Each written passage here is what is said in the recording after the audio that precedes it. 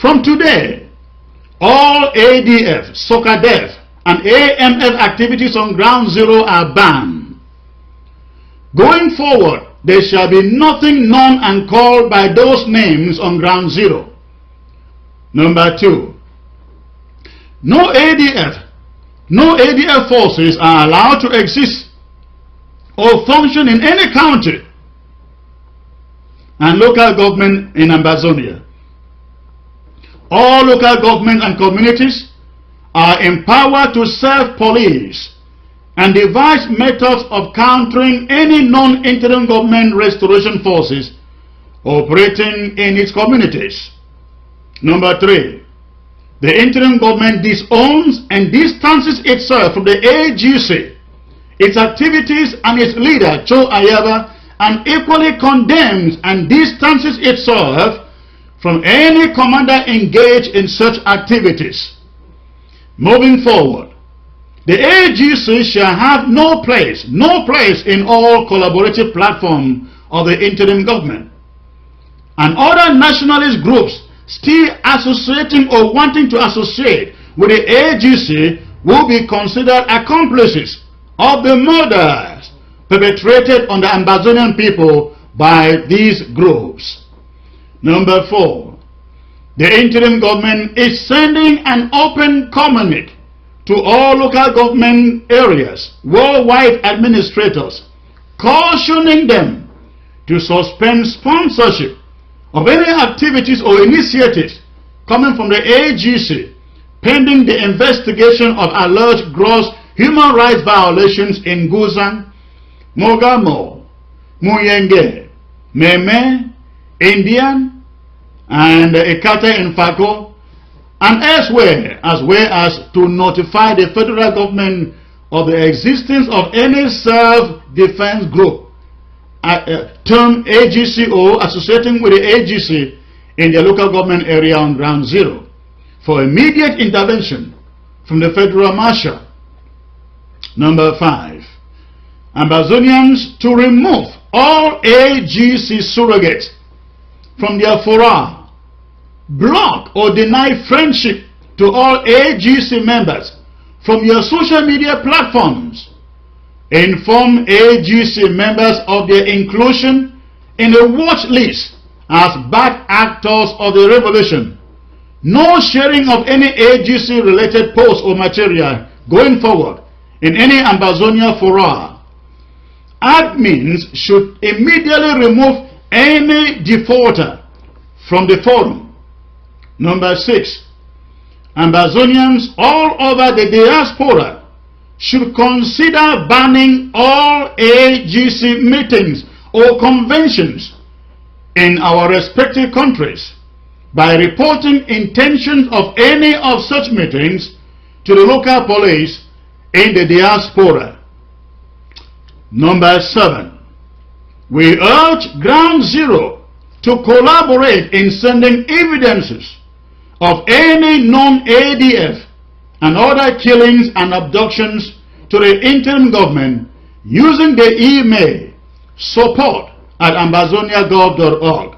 Again, the email is support@ambazoniagov.org. Again, send any evidence that you find relating to abductions, killings, kidnappings by the ADF and any other group on the ground. Send that information to support. Email address support@ambazoniagov.org. support@ambazoniagov.org. With these measures and others that are still classified, ladies and gentlemen, it is our hope that moving into the new year, sanity would have been restored. Until very recently, we thought that the only front that we had to deal with is French Cameroon. But going by events of recent days, it is but obvious that we are having another front to deal with, or other than French Cameroon.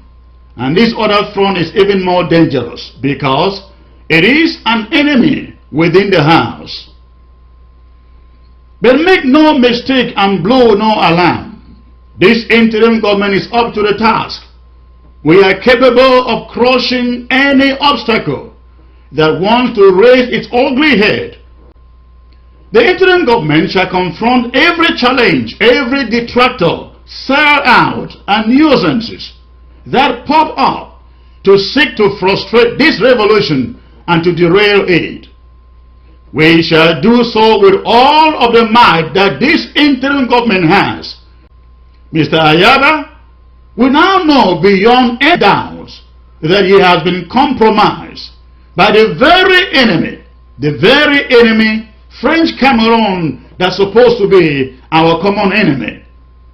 Mr. Ayaba wasn't compromised because of the interim government, because the interim government denied him a place in the system. No, he compromised because of greed, lust for power and control. The mentality that it is he who gets to boyar first that matters is his problem. About 2 weeks ago, yours truly came to you explaining some of the connections some of his connections with the Republic of Cameroon. I stated clearly that Mr. Ayaba had been in the payroll of French Cameroon through dealings with Chief Mukete's family in Cuba and Paul Atanga G, French Cameroon Territorial Administration Minister. But that corruption does not end at the level of compromise. I mean the corruption with the AGC. We have now been able to also determine that most of the social crises emanating from ground zero and which are killing the morale of ground zero comes mostly from the AGC, 60% from Ayaba's ADF Forces. About 30% has also been linked to Dr. Ebenezer Akwanga's SOCADEF and other forces calling themselves the AMF, in efforts to raise funds to enrich themselves and fund some of their operations. They instruct their fighters to either abduct or kidnap innocent people before asking for ransoms, which often range from within hundreds of thousands to millions of CFA francs. We have listened to audio recordings, for example, in which the callers refer to themselves as ADF fighters. ADF fighters calling and threatening struggling people on ground zero to make payments as they will be picked up or killed. Many of these incidents have resulted to disappearances, killings, and permanent injuries. Dr. Akwanga is on record, for example, confessing of how his fighters abducted a priest convoy, tortured them before accepting a ransom in the millions, a ransom paid from the church coffers.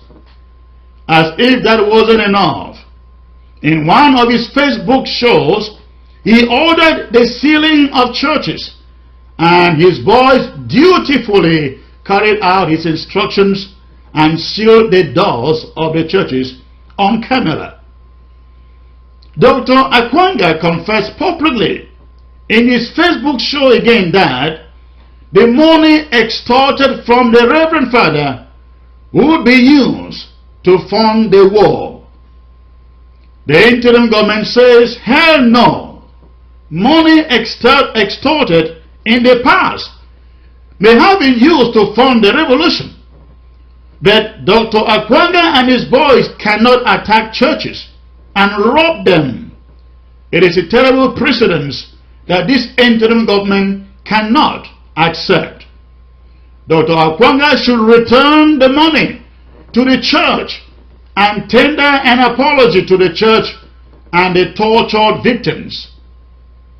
Besides this, there have been so many other abductions, killings, and ransoms allegedly committed by forces under his command. Both Dr. Akwanga, Cho Ayaba, and other forces including the AMF have had a pedigree in these abductions, killings, and ransom takings for quite a while. But why most of what Dr. Akwanga's boys do still remains mostly uncovered.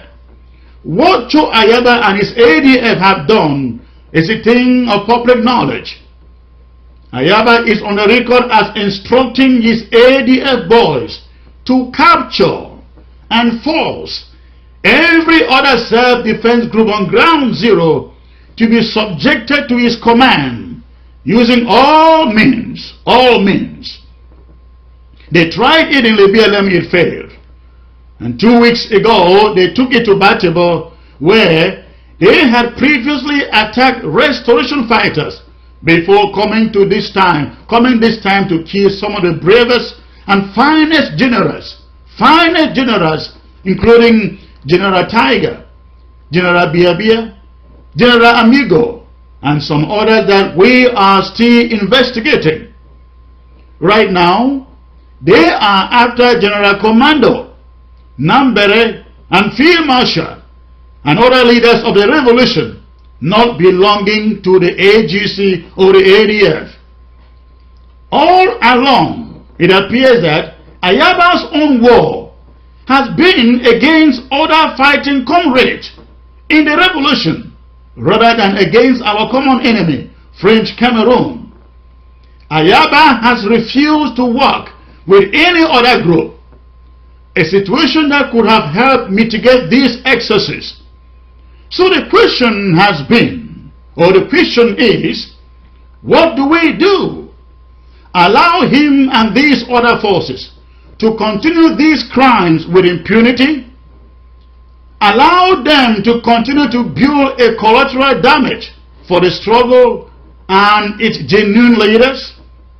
Should we allow him, should we allow Ayaba to continue to pretend he is one of us, but when we know he is compromised by French Cameroon?